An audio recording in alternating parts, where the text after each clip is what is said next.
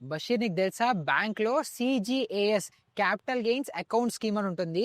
దాంట్లో డబ్బులున్న వాళ్ళు డబ్బులు ఇన్వెస్ట్ చేస్తే ఒక్క రూపాయి ట్యాక్స్ కట్టకుండా అవాయిడ్ చేయొచ్చు. ఏంటి ట్యాక్స్ సేవ్ చేయడానికి కూడా బ్యాంక్ లో అకౌంట్ ఉంటుందా? గోల్డ్, షేర్స్ లేదా ఏదైనా ప్రాపర్టీ అమ్మేసిన క్యాపిటల్ తో మళ్ళీ ఒక 1 to 2 years లో సొంత ఇల్లు కొనుక్కున్నా, 3 years లో సొంత ఇల్లు కన్స్ట్రక్ట్ చేసుకున్నా ట్యాక్స్ కట్టాల్సిన అవసరం లేదని ఆల్రెడీ తెలుసు కదా నీకు. అవును, సెక్షన్ 54, 54F తెలుసు కదా. పర్ఫెక్ట్. ఇప్పుడు ఆ డబ్బులు డైరెక్ట్ గా మన సేవింగ్స్ అకౌంట్ లోకి వచ్చి పడి అదే ఫినాన్షియల్ ఇయర్ లో మనం ఇల్లు కొనలేదు లేకపోతే ఇల్లు కట్టలేదు అనుకుంటే ఇన్కమ్ ట్యాక్స్ వాడు నాకు ట్యాక్స్ కట్టాలి అని అంటాడు. అవును, 12.5% క్యాపిటల్ గెయిన్స్ కట్టాలి. అవును, అందుకే దీన్ని అవాయిడ్ చేయడానికి గవర్నమెంట్ లేదా ప్రైవేట్ బ్యాంక్స్ లో వీళ్ళు సిజిఏఎస్ అకౌంట్ ని ఓపెన్ చేసుకుంటారు.